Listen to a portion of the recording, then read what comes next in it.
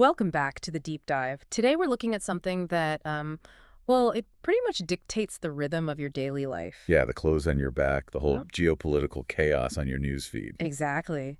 We are tackling AP Human Geography Unit 7, which is Industrial and Economic Development Patterns and Processes. It sounds like a real mouthful, doesn't it? It does, yeah. But if we strip away the academic title, Yeah. this is really just the story of inequality.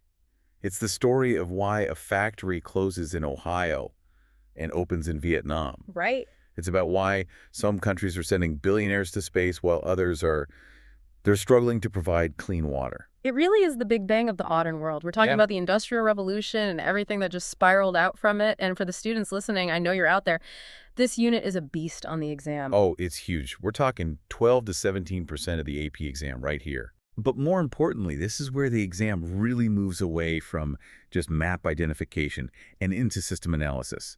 You can't just know where things are. You have to explain why they move there and ultimately who wins or loses in the process. So our mission today is to connect all those dots. We're going to look at the foundations first, the history and the geography of factories.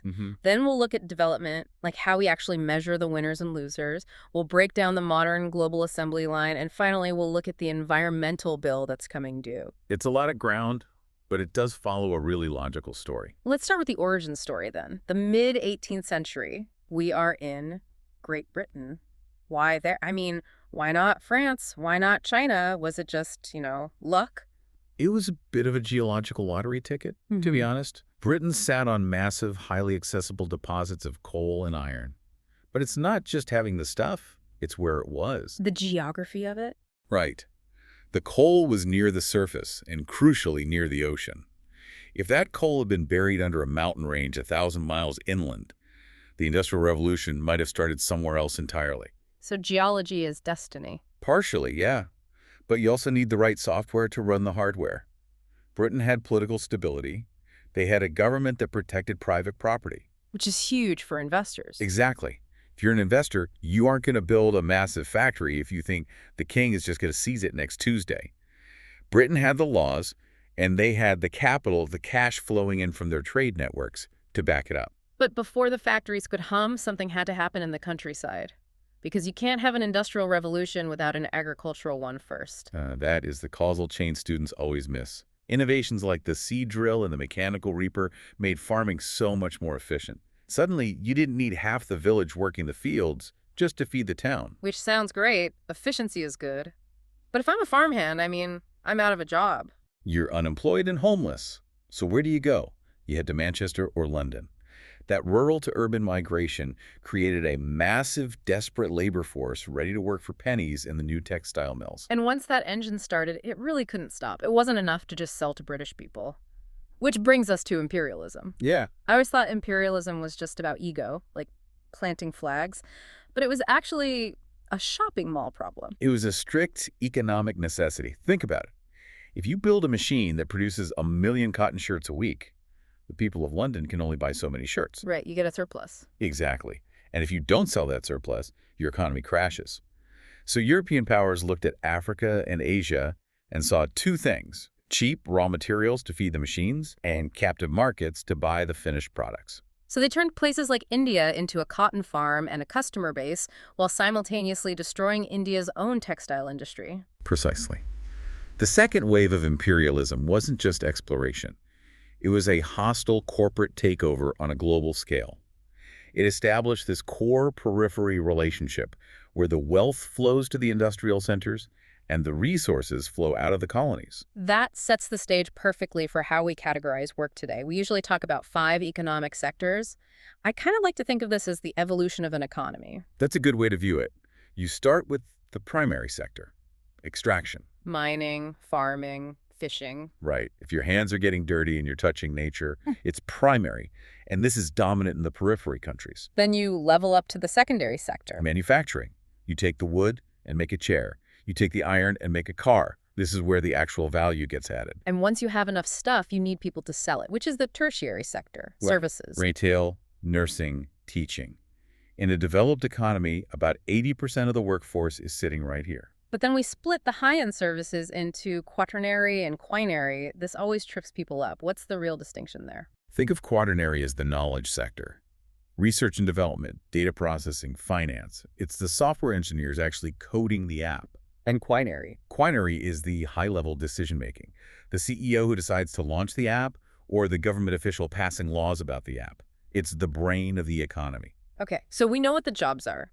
But let's say I'm a 19th century industrialist or even just a modern CEO. I want to build a factory. Where do I put it? I can't just throw a dart at a map. This brings us to Alfred Weber. Alfred Weber's least cost theory. This is the holy grail for the AP exam right here. Let's break it down. Imagine a triangle. You have raw materials at two corners and the market at the third. Weber says you place your factory to minimize three specific costs: transportation, labor, and agglomeration. And transportation is usually the heavyweight champion in that decision. It is. You have to ask yourself, does my product lose weight when I make it, or does it gain weight? This is the bulk reducing versus bulk gaining concept. Let's create a mental image for everyone. Let's say I'm making paper. Okay, paper. Trees are incredibly heavy. You chop down a massive amount of wood to get a relatively small amount of paper. You do not want to pay to ship all those heavy logs across the country. So you put your paper mill right next to the forest. Exactly. That's bulk reducing. The input is heavy, the output is lighter. So you locate near the raw material. Now, what if I'm making potato chips? Potatoes are heavy, sure. Mm-hmm. But bags of chips, they are huge. They take up a massive amount of space in a truck. You're basically shipping fragile balloons of air. Right. You can fit way more raw potatoes in a truck than you can finish bags of chips. So that is bulk gaining. You put the factory near the market, near the grocery stores, so you don't have to shift the air very far. That makes perfect sense. Now, you mentioned agglomeration a second ago. That sounds like a completely made-up word, but I know it's important. It just means clustering. Think of Silicon Valley for tech. Why do competitors huddle together? Because they can share a skilled labor pool and infrastructure. If you need a specialized software engineer, they're already living there. It lowers your overall costs. Okay, moving into segment 2. We've built the factories, we've clustered them together. Now, how do we actually keep score? We have all these acronyms: GDP, GNP, GNI. Are they just different flavors of the exact same thing? Not quite. They tell different stories. GDP, gross domestic product, is location-based. It's the value of goods produced strictly inside your borders. If Toyota builds a car in Kentucky, that counts toward U.S. GDP. Even though the profits might go back to Japan. Right. And that's why GNI, gross national income, is often preferred for measuring development. GNI adds the income flowing into the country from abroad and subtracts the money flowing out. It gives a better picture of the wealth the citizens actually get to keep. But here's my issue with all these numbers. They are averages. Per capita just means per person. If a billionaire walks into a coffee shop, the average net worth of everyone in that shop just skyrocketed. But nobody else actually got richer. That is the fatal flaw of per capita data. It completely hides inequality. You look at a country like Brazil. High GNI per capita, but massive wealth gaps. Plus, these numbers totally ignore the informal sector. The under-the-table economy. Street vending, unlicensed taxes, cash-in-hand labor. In some developing nations, this is a massive chunk of the economy. But because the government can't tax it or track it, it doesn't show up in the GDP. So a country might look really poor on paper, but have a vibrant, functioning economy out on the street. Exactly. So if money is a flawed metric, we look to the Human Development Index, the HDI. The UN's metric. Yes. It's designed to be holistic. It combines three things: standard of living through GNI, health through life expectancy, and education through literacy and schooling years.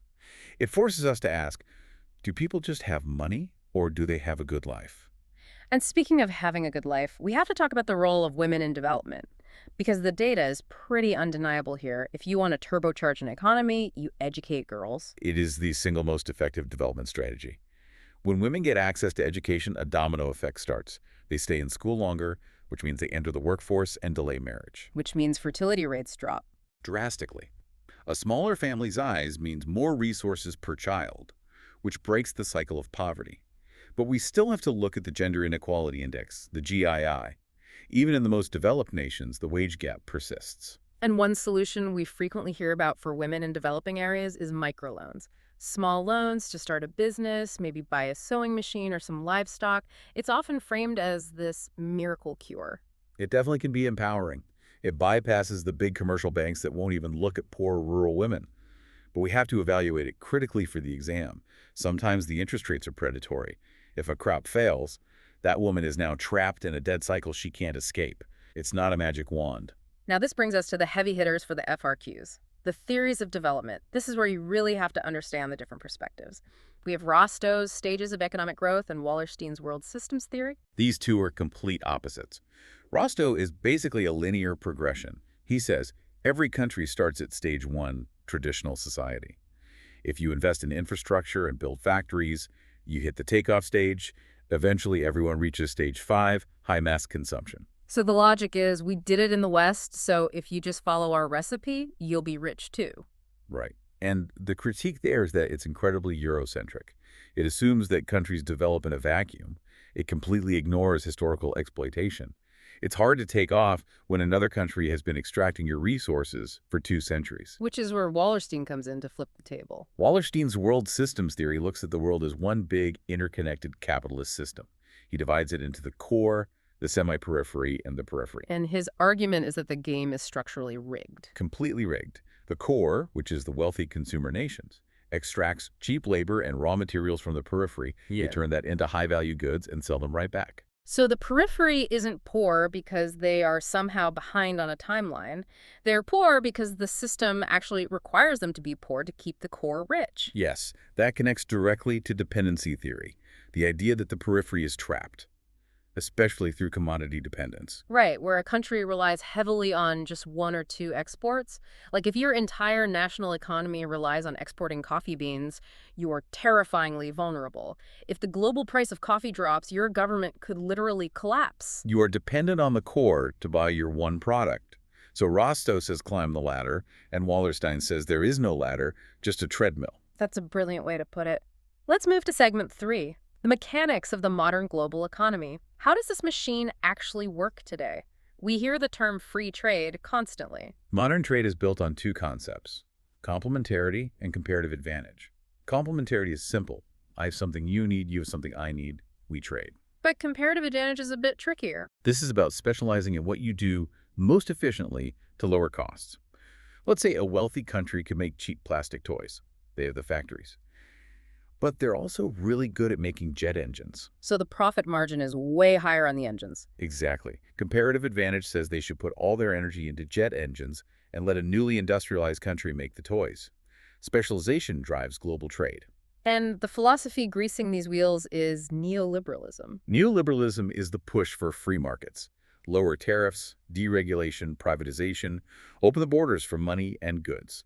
This philosophy created global organizations like the WTO and regional trade blocs like the EU or Mercosur. Even resource cartels like OPEC play into this global structure just from a supply control angle. Right. But this global shift completely changed how we make things. We used to rely on Fordism, big factories, assembly lines, massive warehouses holding inventory. Mass production, you build 1 million cars and hope people buy them. Exactly. But today, we're in post-Fordism. It's flexible specialization, and the key exam term here is just-in-time delivery. Which means no storage. The parts arrive at the factory literally hours before they are bolted onto the car. It saves a fortune on warehousing costs, but it makes the global supply chain incredibly fragile.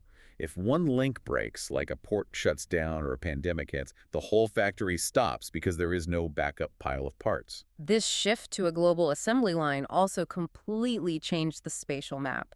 We saw the deindustrialization of the core. The Rust Belt in the U.S. is the classic example. The comparative advantage shifted.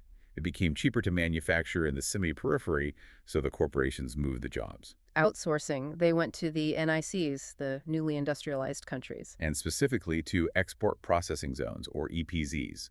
You might know them as maquiladoras in Mexico.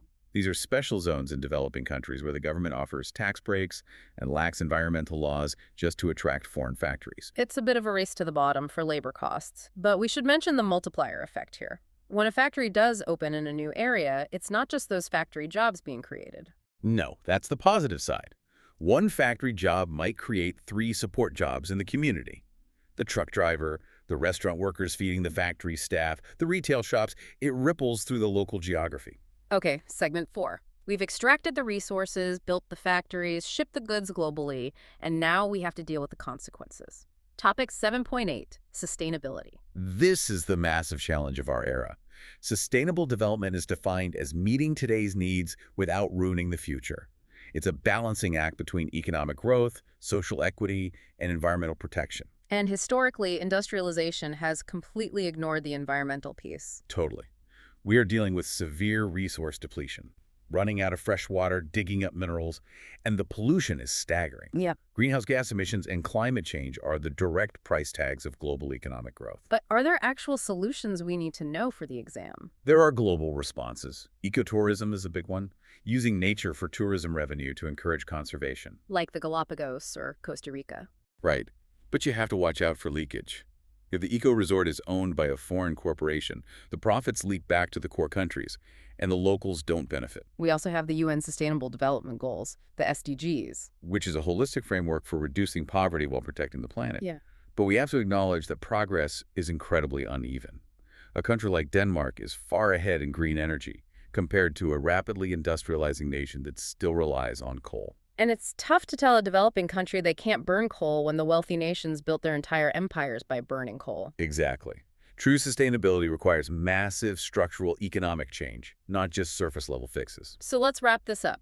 We've gone from the steam engine in Britain to the maquiladora in Mexico. What is the main takeaway for the exam? Remember that Unit 7 accounts for up to 17% of the test. You will see this in the FRQs. Be ready to compare theories like Rostow and Wallerstein. Be ready to explain spatial changes, like why a factory moved from the Rust Belt to an EPZ. And use your vocabulary. Don't say factories grouped together, say agglomeration. That's great advice. Now, before we go, I want to leave you with a thought to mull over. We talked heavily about just-in-time delivery and this global obsession with efficiency and endless economic growth. But we live on a planet with finite resources. So in a world built on infinite consumption, is true sustainability actually possible under our current economic models? Or is it just a buzzword to make us feel better about the system? That is the multi-trillion-dollar question right there. Something to think about as you study. Thanks for diving in with us today. Good luck on those FRQs, and we'll see you next time on The Deep Dive.